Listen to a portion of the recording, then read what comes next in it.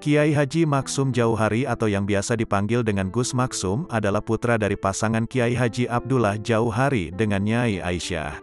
Beliau lahir di Kanigoro, Kras Kediri, pada tanggal 8 Agustus tahun 1944.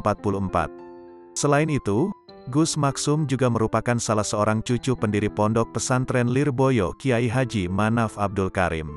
Semasa kecil Kiai Haji Maksum Jauhari belajar kepada orang tuanya Kiai Haji Abdullah Jauhari di Kanigoro. Kemudian melanjutkan pendidikan formalnya di SD Kanigoro 1957. Setelah lulus, beliau melanjutkan ke Madrasah Sanawiyah Lirboyo, namun tidak sampai tamat. Selebihnya banyak diisi dengan pengajian-pengajian di pesantren Lirboyo dan melanglang buana ke beberapa daerah di Pulau Jawa untuk berguru ilmu silat. Beliau akrab dipanggil Gus Maksum, adalah seorang ulama, kiai, guru spiritual, petani, peternak dan pengayom masyarakat. Gus Maksum adalah seorang pendekar sejati yang sangat teguh pendirian, tegas dalam bersikap dan paling tidak suka pada segala bentuk kemungkaran, lugas dalam berbicara, lembut, sederhana dan bersahaja dalam penampilan kesehariannya. Tokoh kelahiran Kanigoro, Kras Kediri tanggal 8 Agustus tahun 1944 adalah pribadi yang unik, seunik penampilannya yang selalu berambut gondrong, bersarung, kadangkala bersandal bakiak, berpakaian seadanya, tidak makan nasi, ngerowot dan beragam keunikan lainnya. Beliau wafat pada hari Senin tanggal 22 Desember tahun 2003. Meninggalkan suri tauladan bagi santri dan masyarakat serta mewarisi keilmuan silat yang sempurna Ikatan Pencak Silat NU Pagar Nusa. Ayah Gus Maksum adalah Kiai Haji Abdullah Jauhari bin Kiai Haji Fadil Batokan daerah yang masuk Kecamatan Semen Kediri.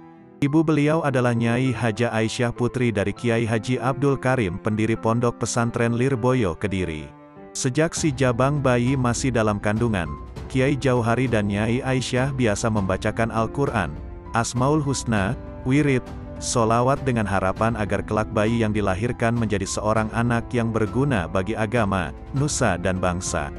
Bayi itu kemudian dinamakan Muhammad Abdullah Maksum. Waktu terus berjalan bayi itu pun beranjak besar tumbuh sebagai anak yang sehat dan bungsu dari ketiga kakak perempuan.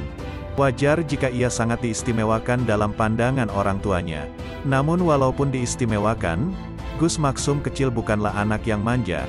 Justru ia sangat rajin membantu orang tuanya dan sangat patuh terhadap mereka, tak pernah membantah apa yang diperintahkan kedua orang tuanya. Kepatuhan ini bahkan tetap dibawanya sampai akhir hayat. Gus Maksum kecil sangat cerdas. Sejak dini ia sudah dikenalkan dengan ilmu agama. Ia bersama ketiga kakak perempuannya dididik langsung oleh Kiai Jauhari dengan pengawasan sangat ketat. Setiap jam 1 dini hari, mereka dibangunkan mengambil air wudhu dan salat malam, kemudian dilanjutkan mengkaji pelajaran. Hal ini berlangsung hingga Gus Maksum kecil pindah ke pesantren kakeknya Lirboyo. Pendidikan formalnya dimulai di sekolah dasar di Kanigoro dan kemudian melanjutkan ke jenjang sekolah lanjutan tingkat pertama di Pondok Pesantren Lirboyo. Dalam membaca Al-Quran, beliau dibimbing langsung oleh kakeknya Kiai Haji Abdul Karim dan Nyai Hajah Hadijah Karim. Hingga tak heran ia dikenal sangat fasih dalam melafalkan ayat-ayat suci Al-Quran. Selama menetap di Lirboyo, beliau banyak menimba ilmu agama kepada beberapa kiai di Kediri dan sekitarnya seperti Kiai Jamaluddin Batokan, Kiai Jufri, Mbah Jipang. Jipang akronim dari Ngaji Gampang, nama aslinya adalah Kiai Muhammad Batokan.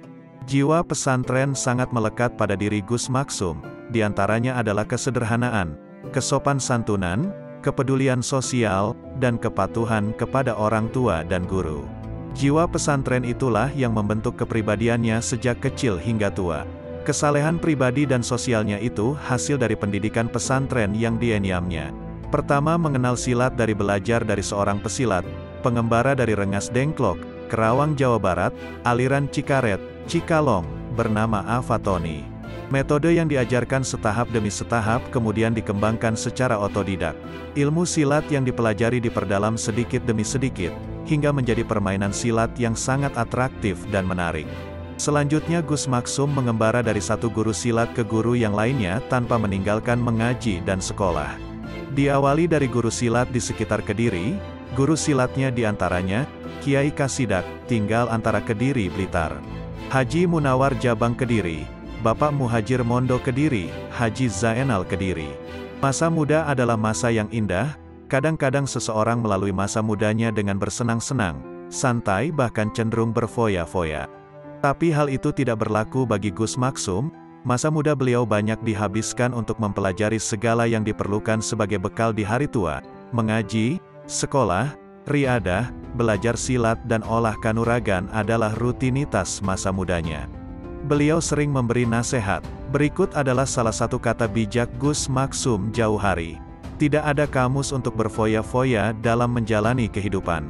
Pemuda yang menghabiskan waktunya hanya dengan kesenangan temporal belaka, adalah pemalas yang miskin identitas, kering kreativitas dan hampa militansi, tipe manusia yang kemana angin berhembus ke sana ia rebah dan terjatuh. Oleh karena itu, hari-hari Gus Maksum selalu diisi dengan belajar dan belajar. Tidak ada waktu kosong untuk berleha-leha, seluruh waktunya digunakan untuk melakukan hal-hal yang bermanfaat. Dalam olah batin dan kanuragan, beliau mempelajari dengan mengembara dari satu guru ke guru yang lainnya seperti halnya dengan silat.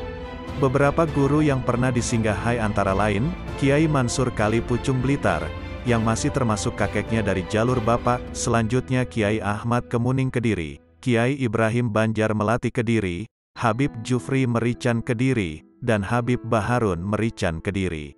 Guru beliau yang paling berpengaruh adalah Kiai Mahrus Ali dan Kiai Yakub Lirboyo.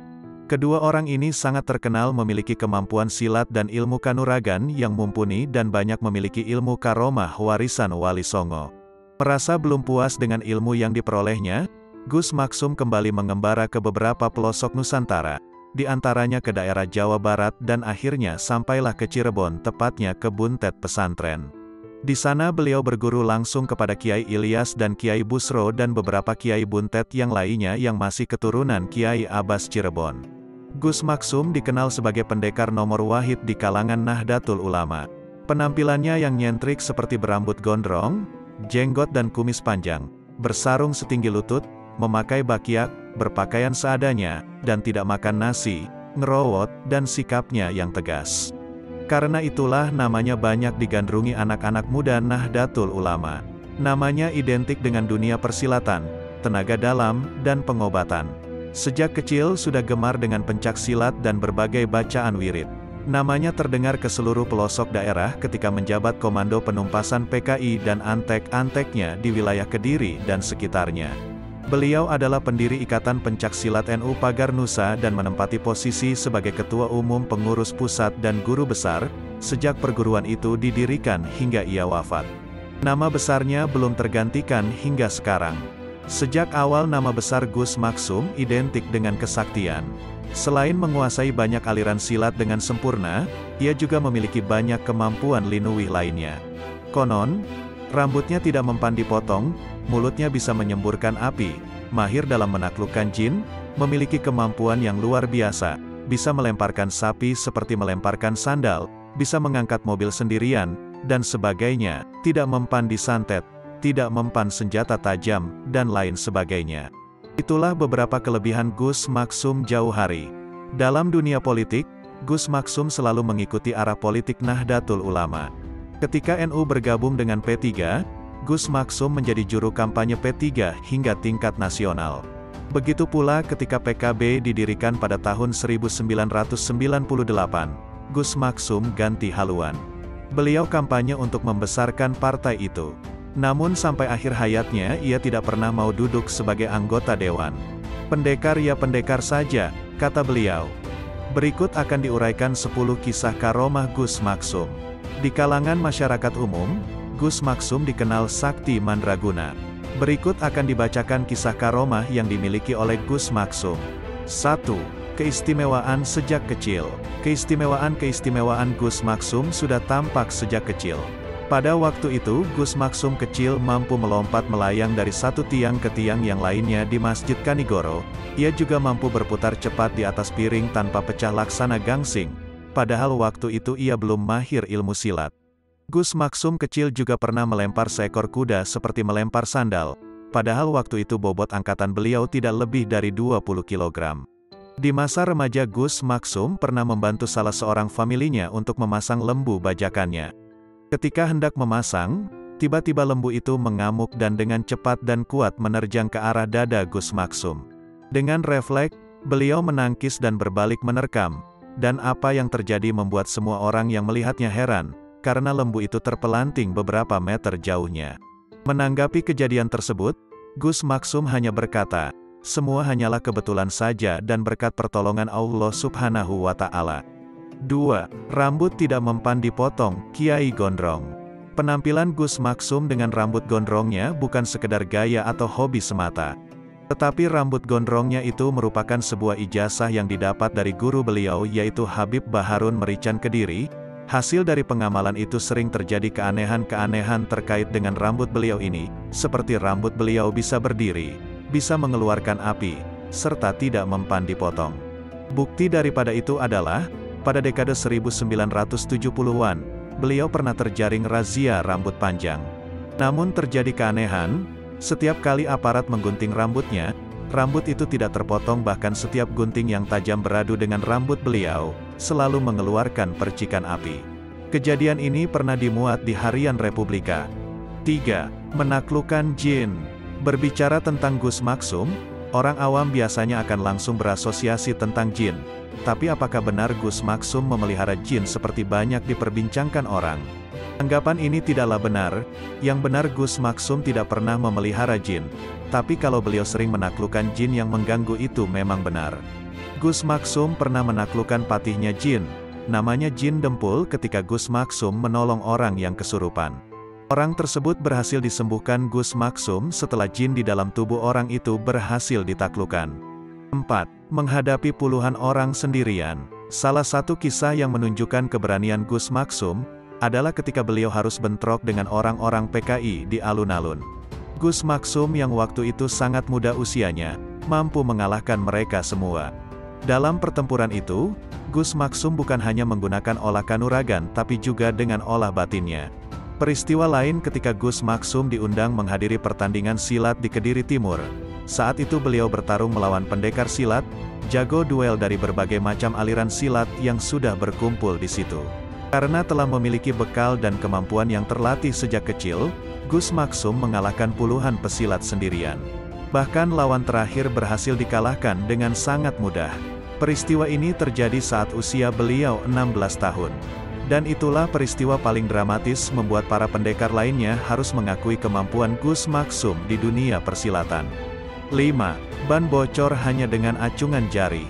Saat NU masih menjadi partai, masa NU sering bentrok dengan masa LDII yang dulu bernama Darul Hadis. Waktu itu termasuk underbow dari Golkar. Suatu ketika masa LDII, Golkar berkonvoi melewati jalan depan pesantren Lirboyo.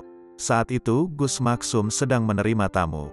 Ketika arak-arakan itu sampai depan dalam Gus Maksum, beliau langsung keluar karena mendengar bising suara knalpot dan klakson kendaraan yang memekakan telinga. Melihat gelagat yang kurang baik ini, secara refleks Gus Maksum mengacungkan jari telunjuknya ke arah mereka. Keajaiban pun terjadi. Dengan serta-merta seluruh ban kendaraan yang mereka tumpangi bocor secara serentak. Karena bannya bocor, rombongan konvoi itu tidak bisa melanjutkan arak-arakan. Akhirnya terpaksa mereka pulang dengan mendorong kendaraannya masing-masing. 6. Tidak mempan senjata tajam. Hal ini terbukti saat beliau melawan orang-orang PKI dahulu. Setiap bacokan dan tebasan senjata tidak pernah bisa mengenai tubuh beliau. Bahkan senjata lawan selalu berhenti jarak 1 kilan dari tubuhnya. Kalaupun ada yang sampai mengenai tubuh beliau, senjata-senjata tak ada satupun yang melukai beliau. Keistimewaan ini juga terbukti ketika beliau diundang pengajian di daerah Sragen, Jawa Tengah pada tahun 1999. Waktu itu tanpa ada sebab yang jelas, tiba-tiba ada orang yang menikamnya. Untungnya Gus Maksum tidak terluka sedikit pun. Hanya pakaian yang dipakai robek kena tikaman. Lalu pakaian itu pun beliau simpan karena pemberian dari salah seorang sahabatnya. 7. Tidak mempan di santet. Kalau bicara santet, banyak sekali pengalaman yang beliau dapatkan. Hampir semua aliran ilmu santet dikenalnya, dan sudah tidak terhitung banyaknya dukun santet yang pernah dihadapi. Sejak kecil, Gus Maksum sudah terbiasa menghadapi berbagai macam-macam aliran ilmu santet. Beliau juga tidak segan-segan untuk menantang para dukun santet secara terang-terangan. Hal itu dilakukan karena santet menurut Gus Maksum termasuk kemungkaran yang harus dilawan.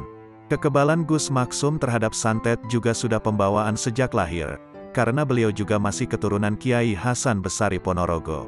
Menurut Gus Maksum sebagai muslim tidak perlu khawatir terhadap santet, karena santet hanya bisa dilakukan oleh orang-orang kufur atau murtad.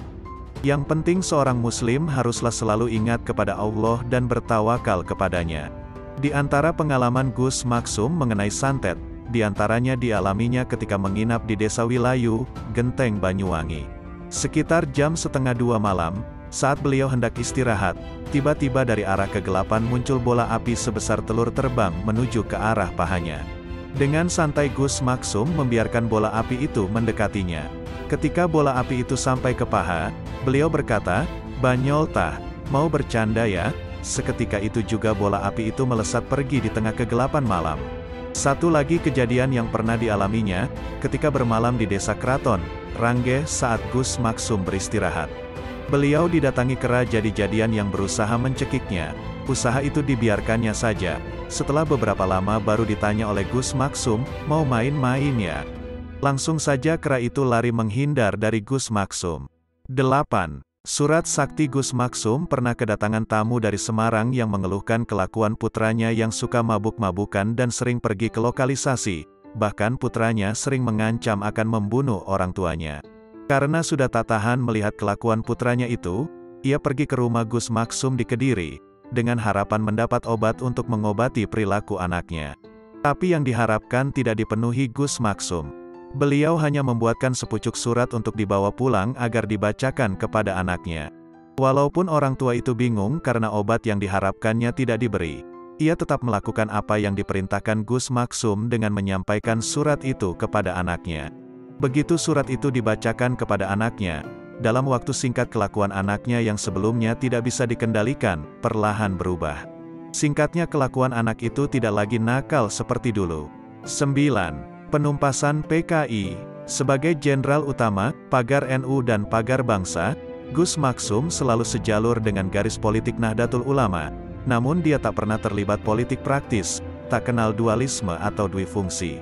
Saat kondisi politik memaksa warga NU berkonfrontasi dengan PKI, Gus Maksum jauh hari menjadi komandan penumpasan PKI beserta antek-anteknya di wilayah Jawa Timur, terutama Karesidenan Kediri. Ketika NU bergabung ke dalam P3 maupun ketika PBNU mendeklarasikan PKB, Gus Maksum selalu menjadi juru kampanye nasional yang menggetarkan podium. Namun dirinya tidak pernah mau menduduki jabatan legislatif ataupun eksekutif. 10. Penakluk hewan buas. Ada suatu kisah menceritakan, jika Kiai Haji Maksum jauh hari melewati hutan, semua hewan buas di hutan akan takluk dan patuh kepada beliau, seperti harimau, ular besar hingga serigala langsung menundukkan kepalanya. Peristiwa tersebut sudah banyak dan biasa disaksikan sahabat-sahabatnya.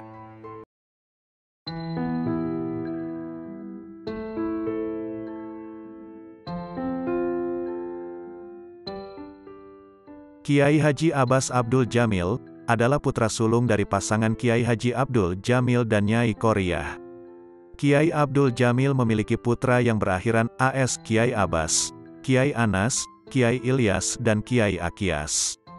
Kiai Haji Abbas Abdul Jamil, atau orang lebih akrab menyebutnya Kiai Abbas Buntet, dilahirkan pada hari Jumat 24 Zulhijjah 1300 Hijriah, 1879 atau 1883 Masehi di Desa Pekalangan, Cirebon dan wafat pada hari Ahad waktu subuh tanggal 1 Rabiul Awal 1365 Hijriah, 1946 Masehi.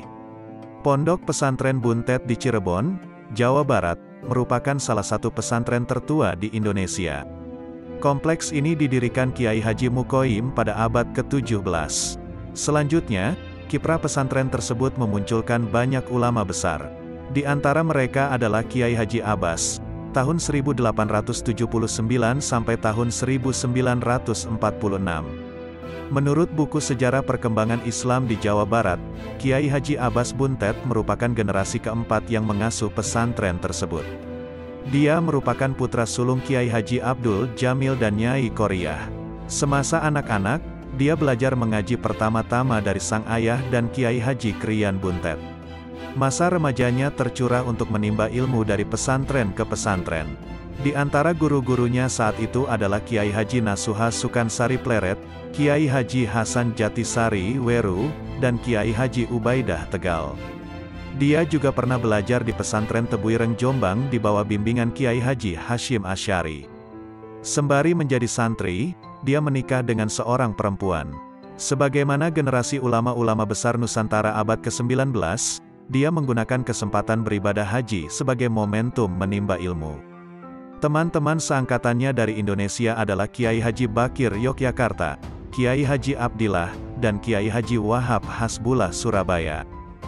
Di Masjid Al-Haram, dia berguru pada antara lain Syekh Ahmad Hatib Al-Minangkabawi, Syekh Ahmad Zubaidi, dan Syekh Mahfud At-Termasi. Dia termasuk pelajar yang cemerlang. Hal itu ditunjang pula dengan fakta, ketika masih di tanah air, dia telah menjadi santri senior. Di Mekah, kala waktu senggangnya dia membimbing beberapa kawan sesama pelajar Jawi. Di antara mereka yang pernah dibimbing Kiai Haji Abbas adalah Kiai Haji Kholil Balerante dan Kiai Haji Sulaiman Babakan Ciwaringin. Pulang dari Tanah Suci, Kiai Haji Abbas semakin dihormati masyarakat. Dia pun tidak putus melanjutkan menuntut ilmu, seperti di pesantren Tebuireng yang diasuh Kiai Haji Hashim Asy'ari.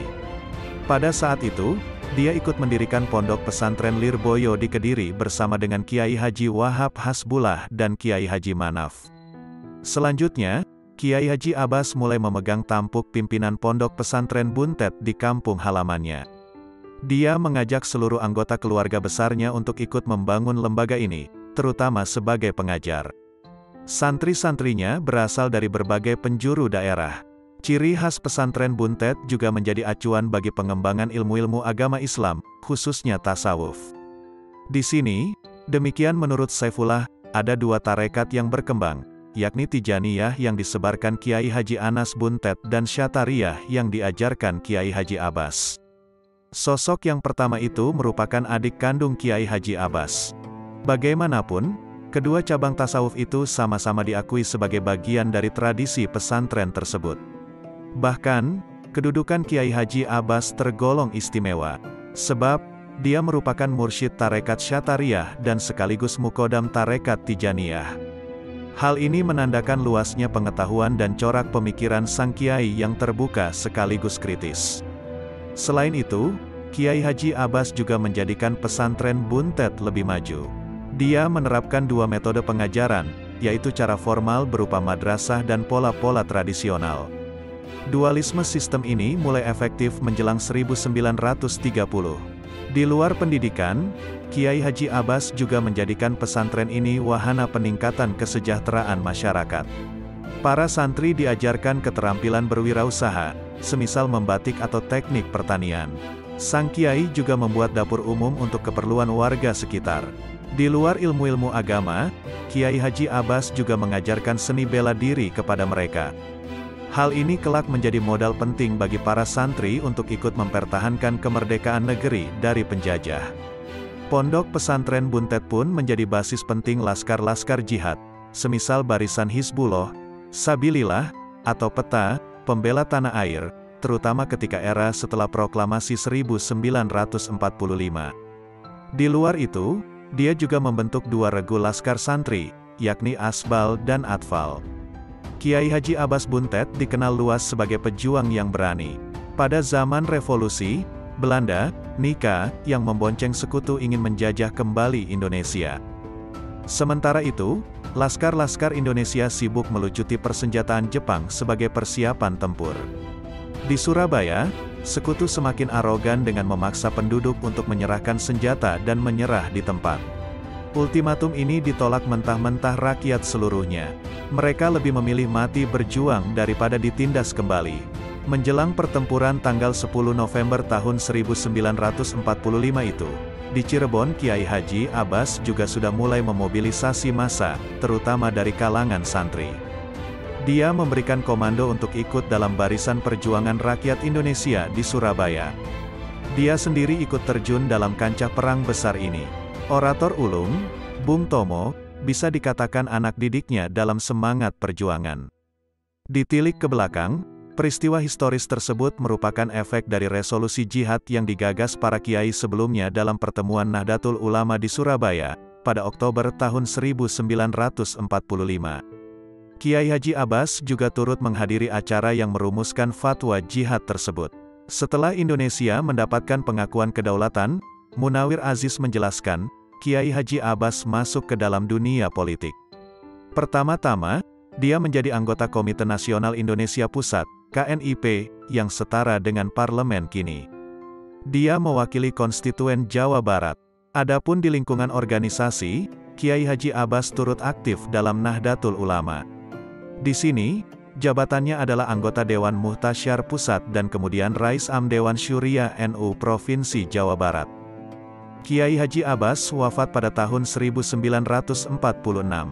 Jasadnya dikebumikan di komplek pemakaman keluarga di Pondok Pesantren Buntet, Cirebon.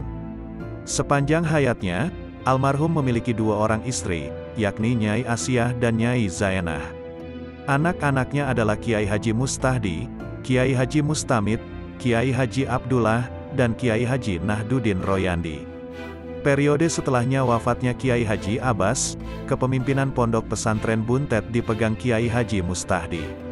Sosok ini pernah belajar antara lain pada Kiai Haji Amin Babakan Ciwaringin, Kiai Haji Dimyati Termas, Kiai Haji Hashim Asyari Tebuireng, dan Kiai Haji Abdul Manan Lirboyo.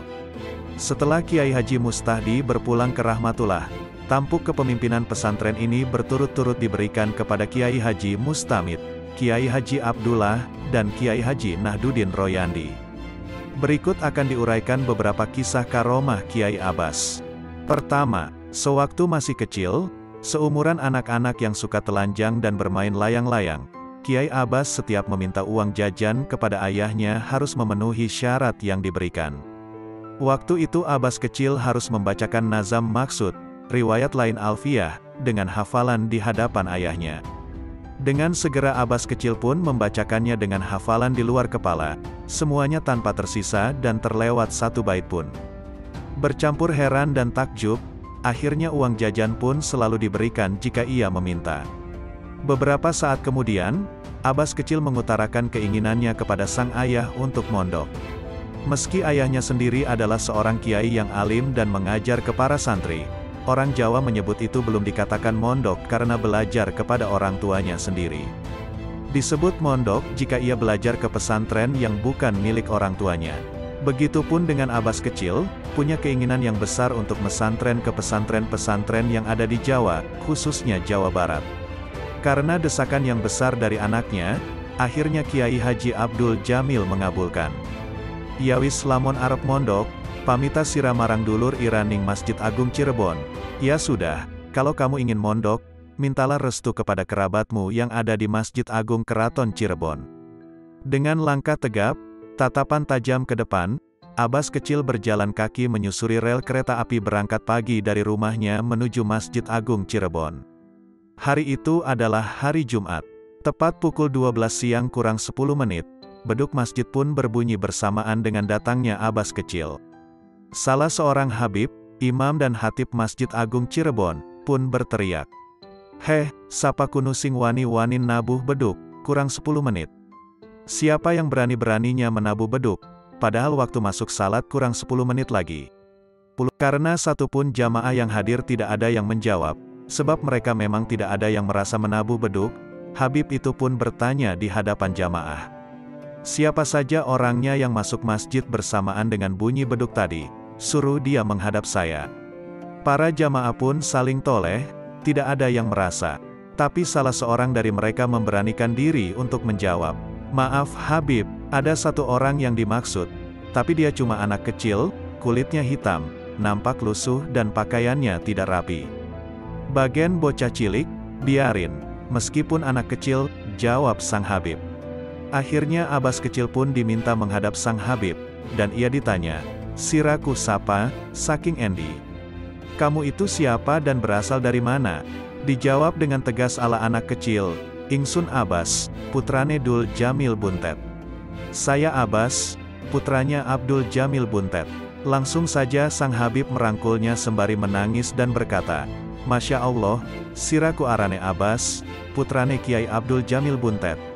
Sedulur ingsun, Masya Allah, kamu Abbas putranya Kiai Abdul Jamil Buntet. Masih kerabatku." Akhirnya Abbas kecil pun disuruh sang Habib untuk naik mimbar, dan berkhutbah. Meski kecil, ia sudah sangat fasih berbicara di hadapan orang banyak. Berkhutbah dengan lancarnya bak khatib yang sudah sangat berpengalaman. Ternyata beduk masjid yang berbunyi sendiri itu, sebagai pertanda dan penyambutan ada tamu orang yang besar Kiai Haji Abbas bin Kiai Haji Abdul Jamil Buntet. Mungkin yang menabuh beduk dan menyambut itu adalah para malaikat, tutup Bapak Ridwan salah satu santri Buntet pesantren, mengakhiri kisahnya. Kedua, bakyak, sandal yang terbuat dari kayu, mungkin bagi kita semua dianggap sebagai salah satu sandal kuno dan ketinggalan zaman. Atau juga, menggunakan bakyak itu dikarenakan harganya yang murah dan juga awet digunakan. Cukup jarang, bakyak digunakan dalam peristiwa-peristiwa penting, lebih banyak ditempatkan untuk alas kaki di kamar mandi, atau untuk digunakan untuk santai. Namun berbeda dengan Kiai Abbas Abdul Jamil, beliau malah menggunakan bakyak dalam peristiwa-peristiwa penting. Sebut saja ketika berlangsungnya perang tanggal 10 November tahun 1945. Sejak keberangkatannya dari Cirebon, Kiai Abbas menitipkan sebuah bingkisan kepada salah satu pengawalnya yaitu Abdul Wahid. Saat itu, Abdul Wahid berpikir bahwa benda titipan milik kiainya tersebut merupakan benda yang sangat berharga. Ternyata, ketika bungkusan tersebut dibuka, hanya berisi sepasang bakyak. Walaupun masih bingung, Abdul Wahid hanya mengikuti perintah Kiai Abbas dan membawa bingkisan tersebut hingga perjalanan tiba di Rembang, Jawa Tengah dan singgah di kediaman Kiai Bisri Mustafa. Disitulah Kiai Abbas ditunjuk untuk menjadi komandan perang tanggal 10 November oleh para kiai yang sudah menunggu beliau. Bung Tomo yang beberapa kali meminta kepada Kiai Hashim Asy'ari untuk memulai peperangan pun selalu ditolak oleh Kiai Hashim, dengan alasan menunggu singa dari Jawa Barat, yang tidak lain adalah Kiai Abbas. Saat akan menuju Surabaya, Kiai Abbas meminta bungkusan bakyak kepada Abdul Wahid sekaligus memintanya untuk tidak ikut bergabung ke Surabaya dan menunggu di Rembang. Walaupun semangat juang Abdul Wahid cukup menggelora, namun ia tidak berani melawan perintah kiainya. Ia tetap tinggal di Rembang, hingga pada tanggal 13 November tahun 1945, rombongan santri yang ikut berperang di Surabaya tiba di Rembang, bercerita tentang kesaktian Kiai Abbas. Menurut para santri, Kiai Abbas berperang dengan menggunakan bakyak. Saat Kiai Abbas berdoa, tiba-tiba sejumlah alu dan lesung milik warga yang berukuran besar, berterbangan dan menghantam tentara sekutu. Pesawat yang terbang pun dilumpuhkan hanya dengan lemparan tasbih oleh Kiai Abbas. Menurut Kiai Haji Amiruddin, saat perang tanggal 10 November Kiai Abbas dengan karomahnya, bukan hanya berada di satu tempat, tapi di dua tempat. Yaitu di pusat kota dan di pesisir pantai Surabaya. Di pesisir pantai itulah, Kiai Abbas menghancurkan puluhan pesawat milik sekutu dengan hanya mengibaskan sorbannya ke atas langit. Penggunaan bakyak oleh Kiai Abbas juga, ternyata bukan hanya dilakukan saat perang tanggal 10 November saja, melainkan digunakan pada hal lainnya, yang cukup penting. Salah satunya ketika akan bertanding silat. Kiai Haji Amiruddin Abkari mengatakan, Buntet itu memiliki pencak silat sendiri dengan nama pencak silat Buntet. Ia pernah mendapatkan cerita dari Mang Kisom, salah satu pendekar silat asal Buntet yang juga pernah menjadi gurunya, tentang kehebatan pencak silat Buntet dan juga bakyak Kiai Abbas. Menurut Mang Kisom, Kiai Abbas selalu menjajal kemampuan murid-muridnya terkait kemampuan silat. Kemampuan silat Kiai Abbas tidak diragukan lagi. Kiai Abbas pernah menerima tamu seorang preman suruhan Belanda yang membuat beliau ditodong dengan sebuah belati. Saat ditodong, posisi tangan kanan Kiai Abbas memegang Al-Quran, karena saat itu sedang deres, dan tangan kirinya dipiting oleh preman tersebut. Ujung belati sudah menempel tepat di leher Kiai Abbas. Melihat kiainya sedang dalam kondisi bahaya, para santri dan masyarakat Buntet langsung mengelilingi Kiai Abbas. Namun beliau meminta semuanya untuk menyingkir. Kiai Abbas tidak ada keraguan sedikit pun saat menjadi tawanan preman suruhan Belanda itu. Sampai akhirnya, kemampuan silat dari Kiai Abbas dikeluarkan. Hanya dengan sebuah gerakan, dengan Al-Quran masih dipegang oleh tangan kanannya dan kondisi tangan kirinya dipiting, Kiai Abbas bisa menjatuhkan preman tersebut.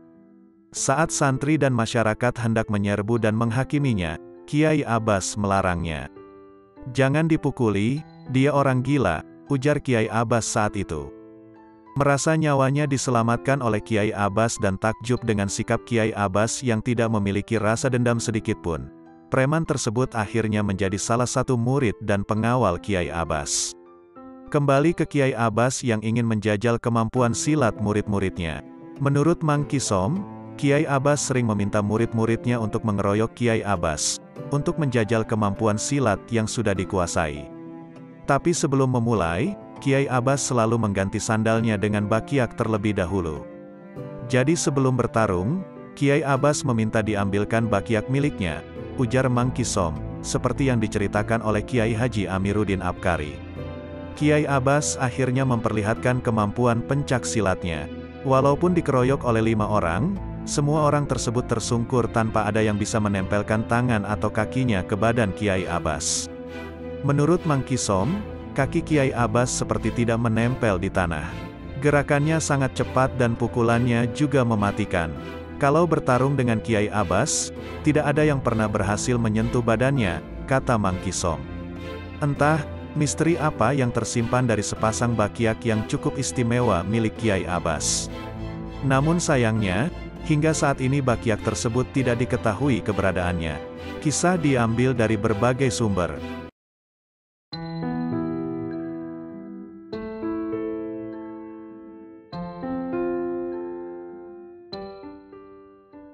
Bagi orang Jawa Tengah, khususnya daerah Magelang dan sekitarnya, nama Kiai Haji Hasan Asy'ari atau Mbah Mangli hampir pasti langsung mengingatkan pada sosok Kiai sederhana, wali Allah yang penuh karomah.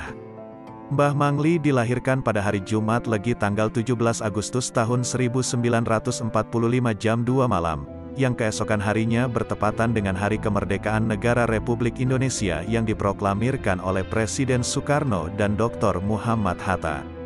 Tempat kelahiran beliau adalah di Duku Nepen Desa Krecek Kecamatan Pare Kediri, Jawa Timur. Sebelum berangkat ibadah haji, nama beliau adalah Muhammad Bahri, putra bungsu dari Bapak Muhammad Ishak. Meskipun dilahirkan dalam keadaan miskin harta benda, namun mulia dalam hal keturunan. Dari sang ayah, beliau mengaku masih keturunan Sultan Hasanuddin bin Sunan Gunung Jati, dan dari sang ibu beliau mengaku masih keturunan Kiai Haji Hasan Besari Tegal Sari Ponorogo, Jawa Timur yang juga masih keturunan Sunan Kalijogo. Pada masa kecil dididik oleh ayahanda sendiri dengan disiplin pendidikan yang ketat dan sangat keras. Di antaranya adalah menghafal kitab takrib dan maknanya dan mempelajari tafsir Al-Quran baik makna maupun nasak mansuhnya. Setelah mengasuh majelis taklim selama 3 tahun, Hasan Asy'ari kemudian menikah dengan Hajah Ning Aliyah dari Sokaraja, Cilacap. Pada 1959, Mbah Mangli mendirikan pondok pesantren Salafiyah namun tidak memberikan nama resmi. Lambat laun pondok tersebut dikenal dengan nama Ponpes Mangli, dan sosok Hasan Asy'ari dikenal masyarakat dengan nama Mbah Mangli. Nama ini diberikan masyarakat karena ia menyebarkan Islam dengan basis dari Kampung Mangli, Desa Girirejo, Kecamatan Ngablak, Kabupaten Magelang. Di bawah bayang pohon pinus dengan kesejukan hawa dingin pegunungan dan dalam suasana hening diharapkan para santri dapat membiasakan diri berpikir dengan kepala dingin, bukan dengan ledakan nafsu dan amarah. Kejernihan mata air Mangli dipercaya dapat menjernihkan hati dan pikiran para santri agar mampu menjadi manusia yang jernih dalam berpikir, berucap dan bertindak sesuai dengan ajaran Kanjeng Nabi Muhammad. Ketenaran pesantren Mangli menebar ke seantero Nusantara. Hal ini terbukti dengan beragam asal-usul para santri yang menuntut ilmu. Santri dari Jawa Tengah, Jawa Timur, Pasundan, Sumatera hingga Kalimantan, bahkan Sulawesi banyak yang kerasan berguru kepada Mbah Mangli. Selain mendidik umat lewat pesantren, Mbah Mangli juga aktif melakukan dakwah dan syiar agama Islam ke berbagai wilayah. Di Desa Mejing wilayah Kecamatan Candimulyo, bahkan Mbah Mangli secara khusus menggelar pengajian rutin bertempat di sebuah langgar atau surau yang dikenal sebagai Langgar Linggan. Berbagai kalangan umat Islam datang berbondong-bondong untuk mendengarkan nasihat dan petua kiai harismatik tersebut dengan penuh kehikmatan. Meskipun jamaahnya berjubel dan membentuk barisan sampai jauh, mereka masih bisa mendengar suara Mbah Mangli, yang juga dikenal amat kaya raya ini. Konon simpanan emasnya mencapai kiloan gram. Nama beken Mbah Mangli berasal dari nama tempat kediaman Kiai Haji Hasan Asy'ari, yakni Dusun Mangli, Desa Giri Rejo, Kecamatan Ngablak, Kabupaten Magelang. Dia menetap di dusun ini pada tahun 1956. Setelah mengasuh majelis taklim selama 3 tahun, ia pun mendirikan pondok pesantren Salafiyah namun tidak memberikan nama resmi.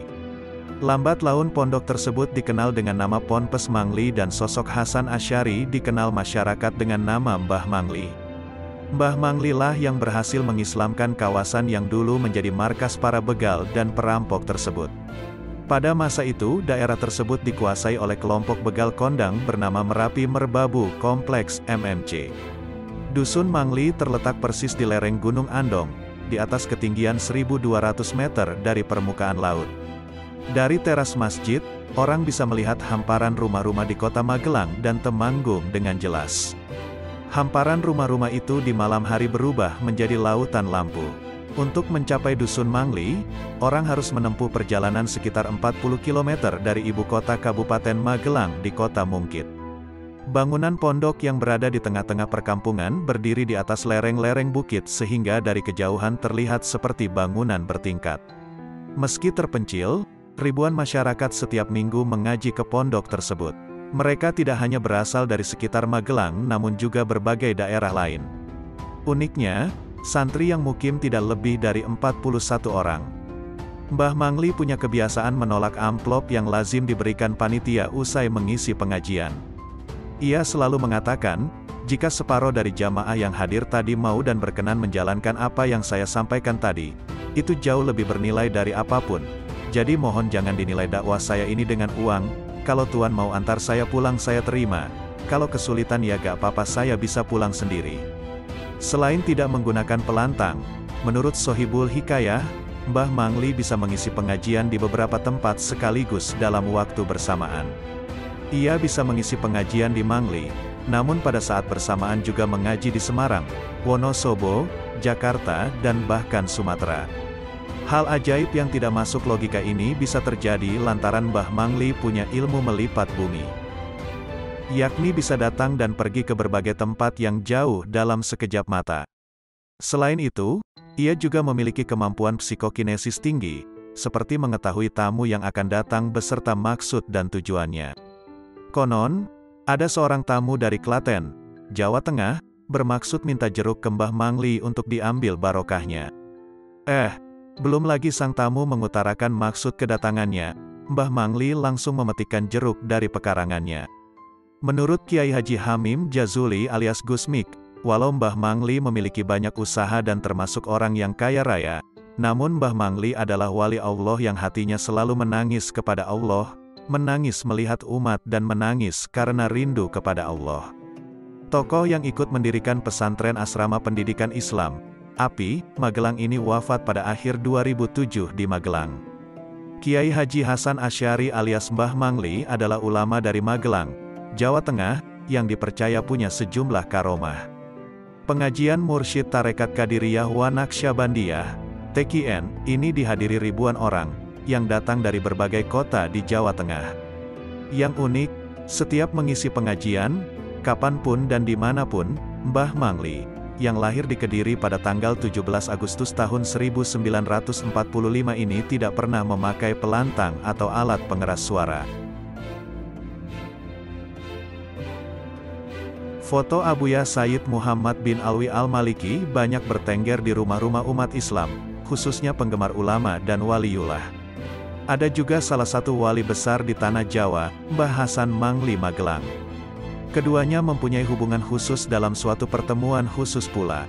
Suatu ketika, seperti biasanya, jamaah haji berbondong-bondong datang sowan ke kediaman Abuya Sayyid Muhammad Al-Maliki.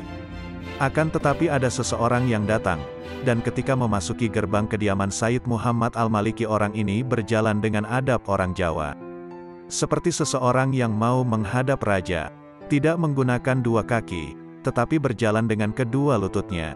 Setelah sampai di dalam, orang ini langsung masuk dan duduk di balik tiang yang paling belakang. Dan tidak ada seorang pun yang menghiraukannya.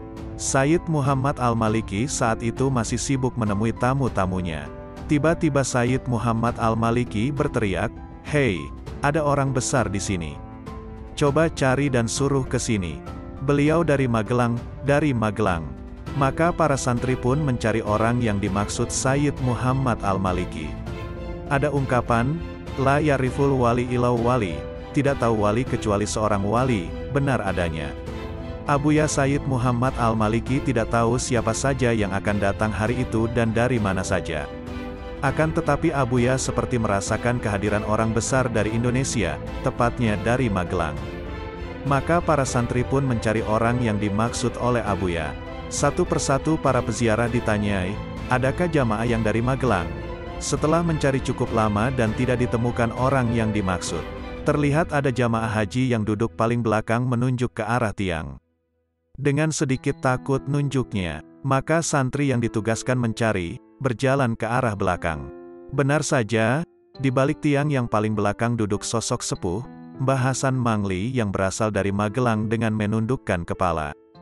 Maka, oleh santri tersebut beliau dipersilahkan untuk maju menemui Sayyid Muhammad Al-Maliki.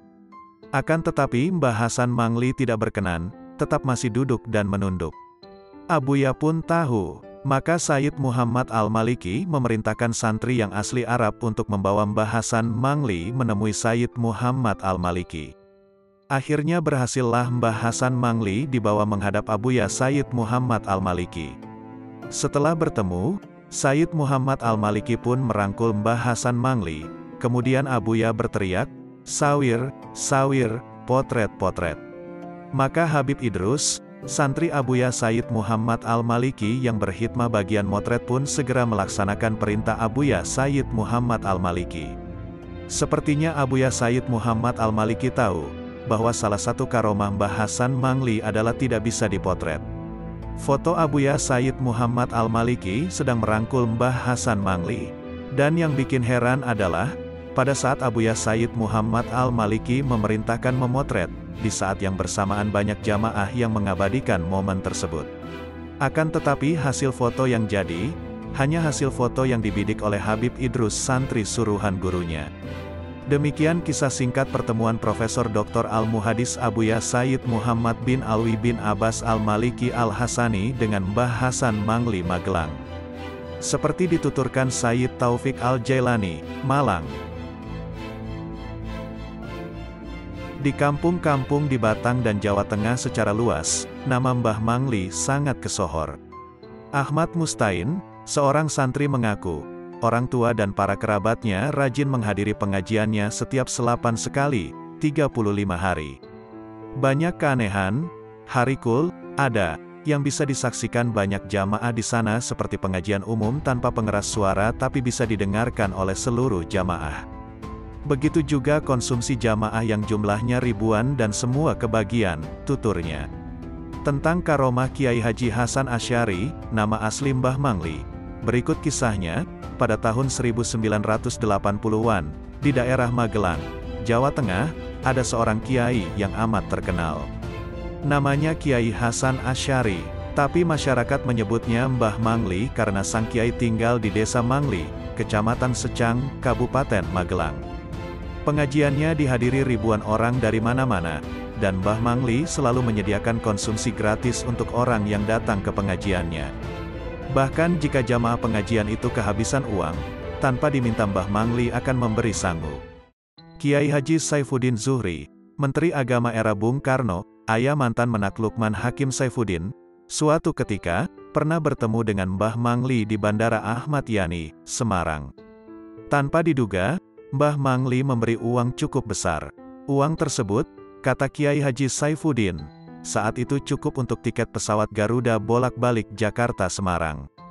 Sampai di rumah, Kiai Haji Saifuddin bercerita kepada istrinya bahwa dia disangoni Mbah Mangli di Semarang.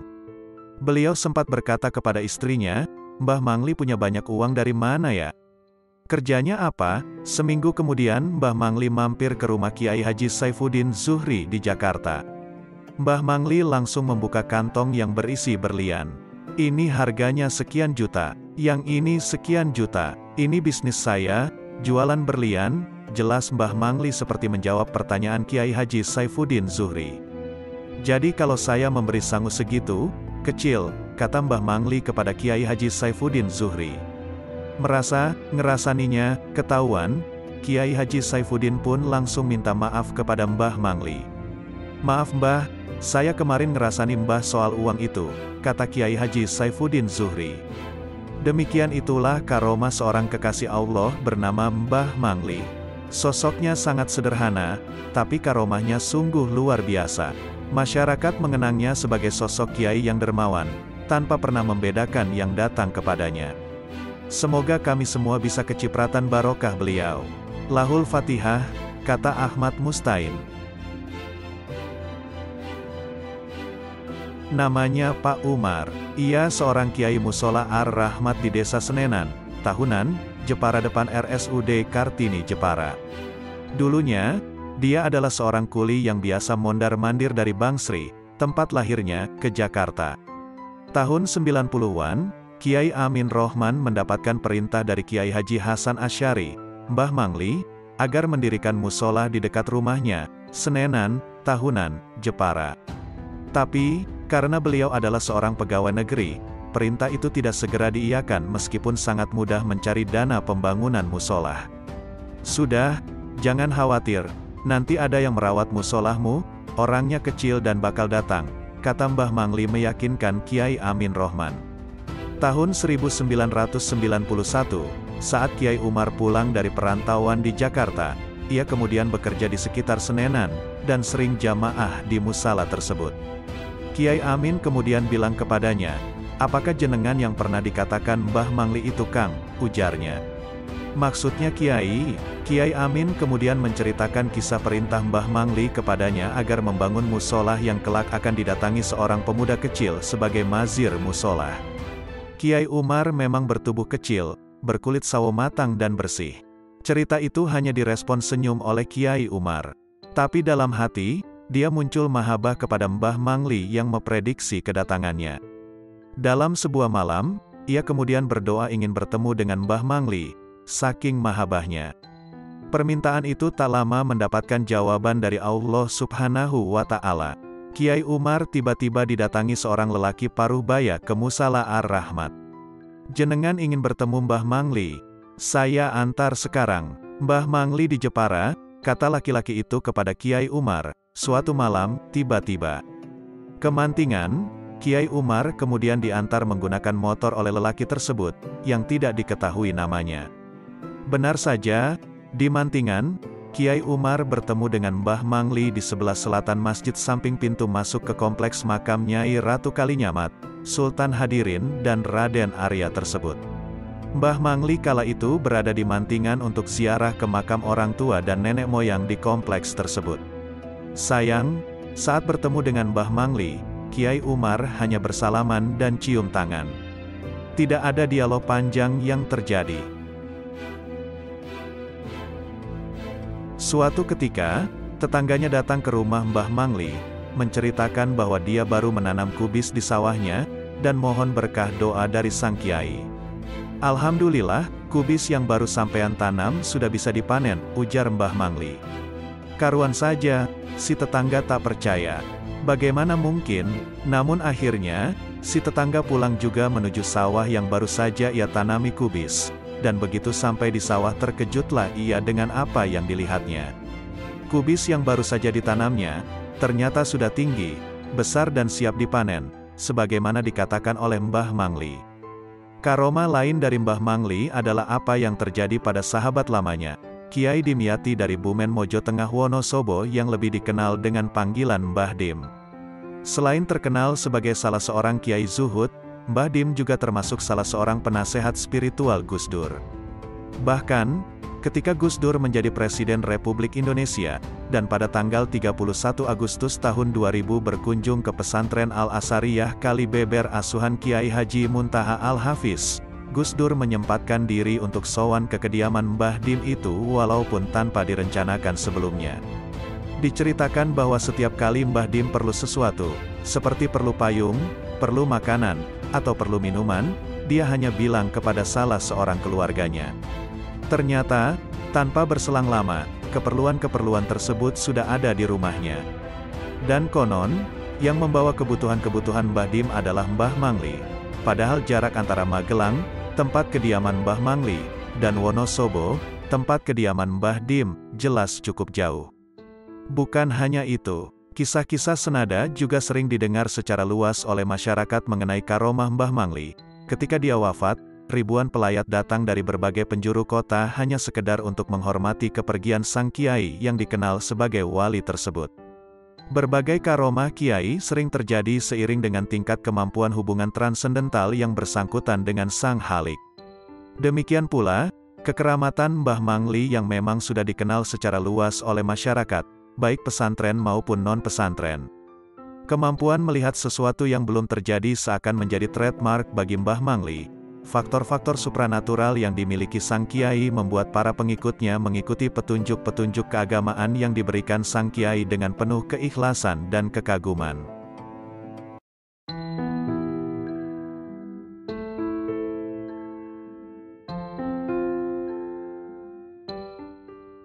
Sudah menjadi tradisi di kawasan Banyumasan kala itu, apabila ada seorang ibu hendak melahirkan, maka dihamparkanlah tikar di atas lantai sebagai tempat bersalin. Suatu saat ada seorang ibu yang telah mempersiapkan persalinannya sesuai tradisi tersebut, namun rupanya sang bayi tidak juga kunjung terlahir. Melihat hal ini, maka sang suami segera memerintahkan istrinya untuk pindah ke tempat tidur dan menjalani persalinan di atas ranjang saja.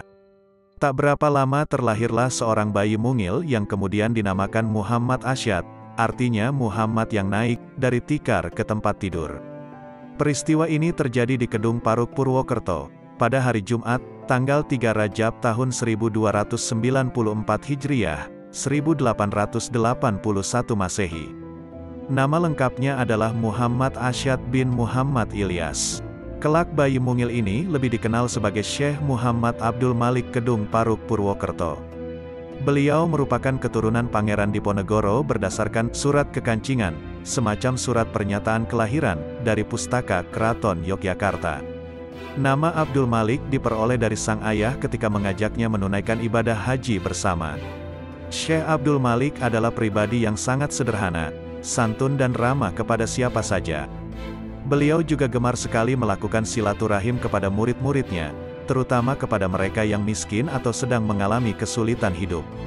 Santri-santri yang biasa dikunjunginya ini, selain mereka yang tinggal di Kedung Paruk maupun di desa-desa sekitarnya seperti Leduk, Pliken, Sokaraja, Dukuh Waluh, Bojong, juga santri-santri lain yang tinggal di tempat jauh.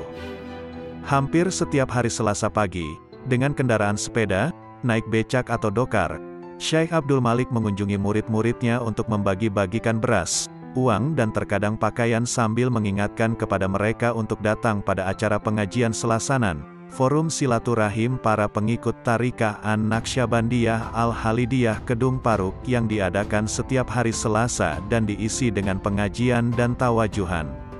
Pada hari Kamis, 21 Jumadil akhir 1400 Hijriah, yang bertepatan dengan tanggal 17 April tahun 1980 Masehi, sekitar pukul 18.30 waktu Indonesia Barat, malam Jumat, Syekh Abdul Malik meminta izin kepada istrinya untuk melakukan salat Isya, dan masuk ke dalam kamar halwatnya.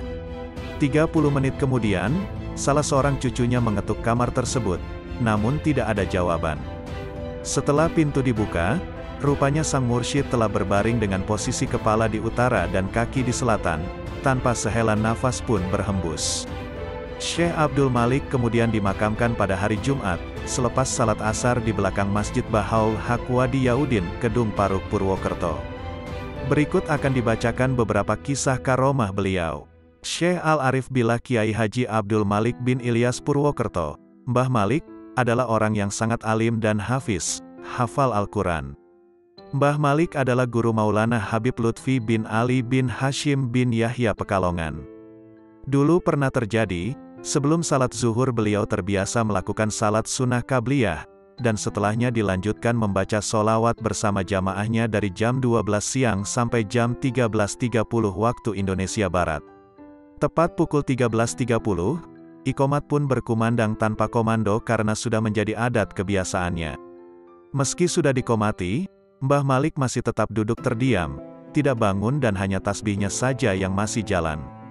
Ditunggu lama Mbah Malik tak kunjung bangun hingga waktu zuhur hampir habis. Akhirnya salat pun terpaksa dikerjakan berjamaah dipimpin Kiai Isa, adik ipar Mbah Malik. Sampai malam hari Mbah Malik belum juga bangun, padahal kondisinya normal, tidak ada gejala apapun yang mencurigakan. Sampai 3 hari, seminggu, sebulan, hingga bertahun-tahun lamanya tidak ada yang berani membangunkan. Tidak ada perubahan sedikit pun yang mencurigakan, kecuali setiap hari wajah Mbah Malik semakin yatalala, mencorong bersinar nurnya. Setelah 3 tahun berlalu, Mbah Malik tiba-tiba bangun persis pada jam 13.30 waktu Indonesia Barat. Qomat, pinta beliau. Lalu semuanya berdiri untuk salat berjamaah dan Mbah Malik sebagai imamnya. Herannya, salat beliau berlangsung dengan normal seperti biasanya, tanpa lemah ataupun limbung. Padahal, la yasrab wa la yakul, tidak makan dan tidak minum, selama 3 tahun. Itulah makam fana, yang pernah dialami Mbah Malik. Selesai salat, Mbah Malik bertanya, "Lah si anu mana? Si itu kemana?" "Mereka sudah meninggal Kiai," jawab para santri. "Lah tadi masih bareng sholawatan kok," ucap Mbah Malik kaget sebelum mengetahui sudah 3 tahun dirinya baru terbangun dari duduk zikir. Selanjutnya karomah Mbah Malik Purwokerto dan kisah air putih yang wangi. Air yang paling harum, di Jabal Abi Kubais Mekah, seorang guru nan arif bijaksana mengumpulkan murid-muridnya. Masing-masing diberi segelas air putih dan diperintahkan membacakan sholawat ke air tersebut seraya berujar, "Siapapun yang air di gelasnya paling harum dan wangi, maka dialah orang yang paling tinggi cintanya kepada Rasulullah." Ternyata dari sekian banyak gelas hanya satu yang paling harum dan wangi semerbak, yaitu milik Mbah Kiai Abdul Malik Purwokerto. Dalam perjalanan mencari ilmu, Maulana Habib Lutfi bin Yahya Pekalongan berjumpa dengan seorang kiai sepuh. Romo Habib muda terheran-heran ketika menyaksikan akhlak kiai sepuh yang luar biasa. Yakni, ketika dahar, makan, ada butiran nasi yang terjatuh lalu dipungut dan dikembalikan ke piring untuk dimakan kembali. "Kenapa harus diambil Yai? Kan cuma nasi sebutir," ujar Romo Habib muda penasaran. "Loh, jangan dilihat sebutir nasinya Yik. Apa kamu bisa bikin nasi sebutir ini, bahkan 1/1000 menir saja?" Mendengar demikian, terdiamlah Romo Habib muda. Kiai sepuh melanjutkan, "Ketahuilah Yik, pada saat kita makan nasi, sesungguhnya Gusti Allah telah menyatukan banyak sekali peran. Nasi itu namanya sego bin beras bin gabu alpari. Mulai dari mencangkul, menggaru, meluku, menanam benih, memupuk, menjaga hama hingga memanen ada jasa banyak sekali orang. Kemudian mengolah gabah menjadi beras. Dari beras menjadi nasi juga banyak sekali peran hamba Gusti Allah di sana.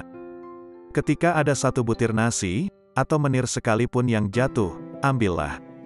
Jangan mentang-mentang kita masih banyak cadangan nasi. Itu bentuk dari takabur, dan Gusti Allah tidak suka dengan manusia yang takabur. Selama jatuh tidak kotor dan tidak membawa mudarat bagi kesehatan kita, ambillah, satukanlah dengan nasi lainnya, sebagai bagian dari syukur kita." Romo Habib muda pun menyimak lebih dalam. Karena itulah ketika akan makan, diajarkan doa, "Allahumma barik lana, ya Allah semoga engkau memberkati kami." Bukan Allahumma barikli, ya Allah semoga engkau memberkatiku, walaupun sedang makan sendirian. Lana itu maknanya untuk semuanya, mulai petani, pedagang, pengangkut, pemasak hingga penyaji semuanya termaktub dalam doa tersebut. Jadi doa tersebut merupakan ucapan syukur serta mendoakan semua orang yang berperan dalam kehadiran nasi yang kita makan. Dan satu lagi, mengapa wong makan kok ada doa wakina azaban nar, jagalah kami dari siksa neraka. Apa hubungan, makan kok dengan neraka? Kan gak nyambung. Inggih Yai, kok bisa ya? Tanya Habib Lutfi muda penasaran. Begini Yik, kita makan ini hanya wasilah. Yang memberi kenyang itu Gusti Allah. Kalau kita makan dan menganggap bahwa yang mengenyangkan kita adalah makanan yang kita makan, maka takutlah, itu akan menjatuhkan kita dalam kemusyrikan. Dosa terbesar bagi orang beriman. Astagfirullahalazim. Batin Romo Habib muda, tidak menyangka maknanya sedalam itu. Bayangkan saja Yik, demikian juga jika kita makan dan minum tapi tidak dijadikan hilang rasa lapar dan terhapus dahaga kita karena tidak dikehendaki Gusti Allah, apalah jadinya? Kisah selanjutnya ini pernah diceritakan oleh Habib Lutfi, murid Syekh Abdul Malik bin Ilyas. Pernah suatu ketika kiai yang berasal dari daerah Purwokerto Banyumas tersebut mengajak Habib Lutfi jalan-jalan. Di tengah perjalanan di antara daerah Bantar Bolang Randu Dongkal, Kiai Abdul Malik tiba-tiba menyuruh untuk menghentikan perjalanannya. "Pak Yuti berhenti dulu," perintah Kiai Malik kepada Suyuti supir, untuk menghentikan mobil. "Enggih Mbah," jawab supir. Mobil pun menepi untuk berhenti. "Ke tempat yang adem saja, biar enak untuk gelaran," kata Kiai Malik. Waktu itu sekitar pukul 9.45 waktu Indonesia Barat. Setelah mendapat tempat untuk beristirahat, tikar digelar dan termos juga dikeluarkan. Kiai Malik mengeluarkan rokok khasnya, kelembak menyan, kemudian diraciknya sendiri sebelum dinikmati. Sesekali dia mengeluarkan jam dari kantongnya sembari berkata, "Dilut maning, sebentar lagi." Sang murid pun heran, ada apa gerangan yang berulang kali diucapkan gurunya, "Dilut maning" itu. Namun, setelah pukul 9.50 waktu Indonesia Barat, rokok yang belum habis tadi tiba-tiba dimatikan.